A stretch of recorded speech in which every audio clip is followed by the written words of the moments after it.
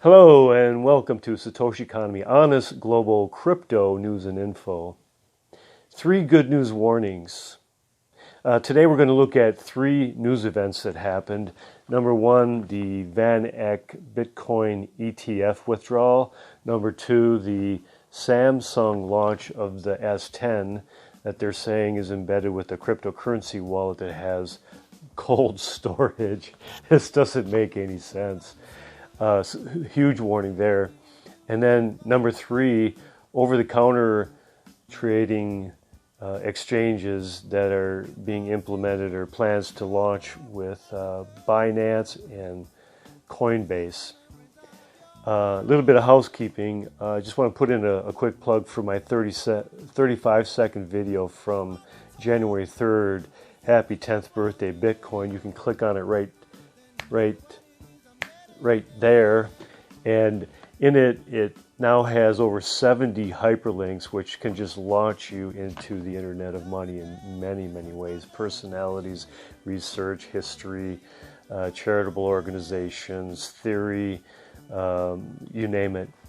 And then I will refer you to 3 websites at the end of the video. And I'll stack the show notes with pertinent information also. Number 1, the Van Eck Bitcoin ETF withdrawal. I watched a video today with John Van Eck commenting, and he didn't really say much. It was a brief statement, but he blamed the withdrawal on the national government the U.S. government shutdown. And during the interview, he mentioned that he talked about gold, and then he also mentioned that they polled 4,000 Bitcoin investors, and the number 1 choice for their favorite investment looking forward for 2019 was gold. And lo and behold, Van Eck has a huge gold ETF, so just kind of little salt there. But he did say that they will revisit it as soon as they can, which really, when we think about it, this is huge. And I do appreciate the, it's a slow-moving animal. These decades-old exchanges and all the rules and regulations and SEC guidelines, CFTC, blah, blah, blah. We're talking about trillions of dollars, and when they're involved in looking forward and saying that they're going to continue, they're building a path, and we should really be aware of what these big players are doing. Bitcoin purists, in a sense, don't need to be concerned with it because they're like the NFL team, and the ETFs are like the Las Vegas odds makers. Without the NFL, we won't have the odds makers. Bitcoin, what's important for Bitcoin purists is just that people use it, people exchange it, people buy and sell using it. And so they're concerned with more adoption and more implementation. But the natural fact is that with these ETFs coming in, one thing that it is good for cryptos as a whole is that this will surely provide greater price discovery. There was a great research report put out by Blockchain Research Institute, which is operated by the Tapscott father and son team. And these guys have ventured millions of dollars into this research, and they exposed maybe 5 or 6 weeks ago, they had a report that showed that 90% or more, I looked at the ratio there, and it was right around 90% of all of the highly used exchanges globally were spoofing their volumes. It's flat out illegal, flat out insidious and deceitful, and really it was propping up prices and manipulating the market. Notably, Binance was not one of them. They didn't spoof anything, and I don't think Coinbase did either. But with the inflow of trillions of dollars, it's going to create a more pure or a clearer, true value for what these coins are worth. So then, therefore, it'd be good for people as a whole. They'll have a better strategy play with their money. They'll be able to be more intelligent play. So, number two, Samsung announced they're going to launch, when they launch their S10, that it'll be embedded with a cryptocurrency wallet. And in the news articles, they say they're going to have cold storage. And, it doesn't make sense. Andreas Antonopoulos, who is, for anybody, most people have him as their number one Bitcoin expert. And he has a famous saying that says, "Not your private keys, not your Bitcoin." And if you ever have any device that has ever been hooked up to the internet, there means that there's a potential for it to be hacked. And for Samsung to come out saying that, hey, you can put your private keys on this device is just crazy. But I'm open to other opinions or other more information.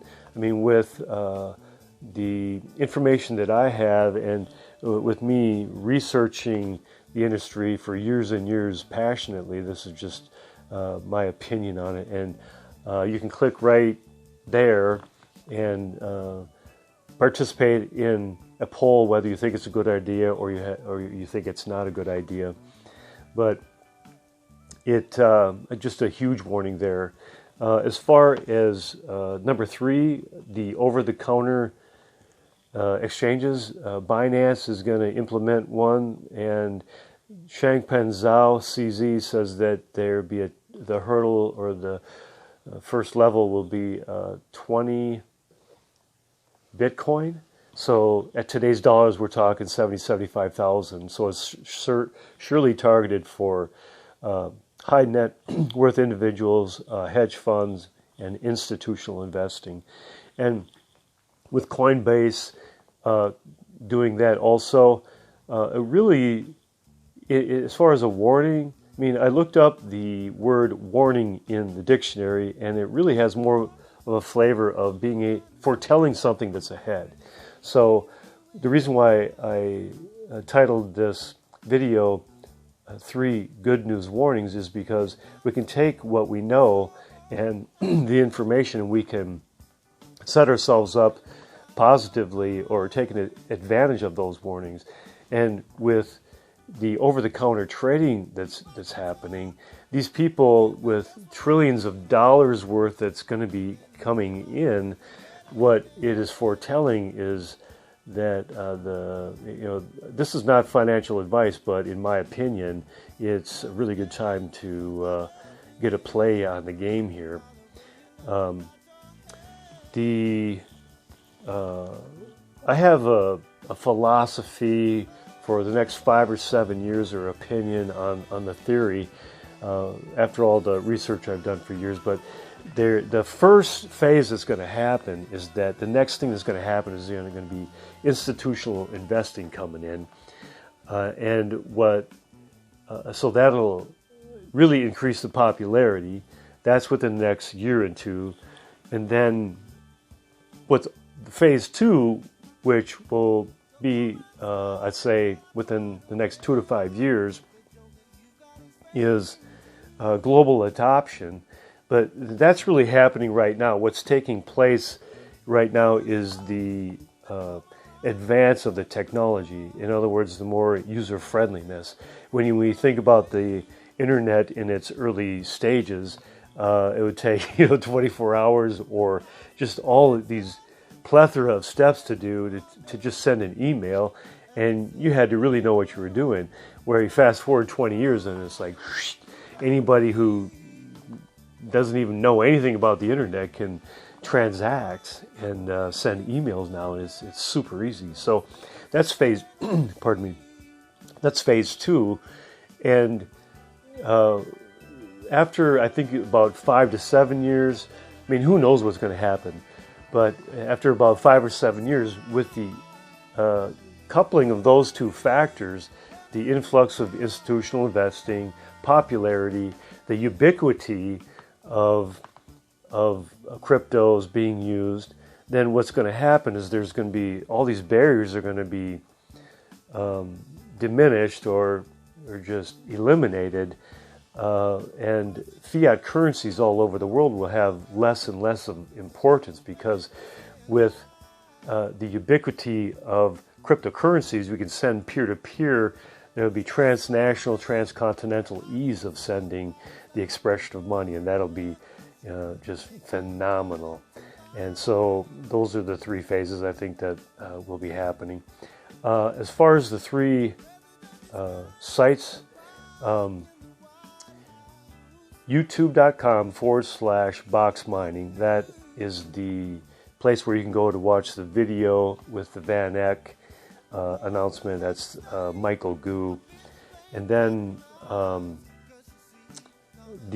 just want to put a shout out for Andreas Antonopoulos. His website, you can go with AANTONOP.com or AndreasAntonopoulos.com if you know how to spell it. Also, youtube.com/AAntonop or /Andreas Antonopoulos, I guess you can get to it. So, hashtag love all, serve others. And please smash it, because that'll help get the word out. And until next time, peace.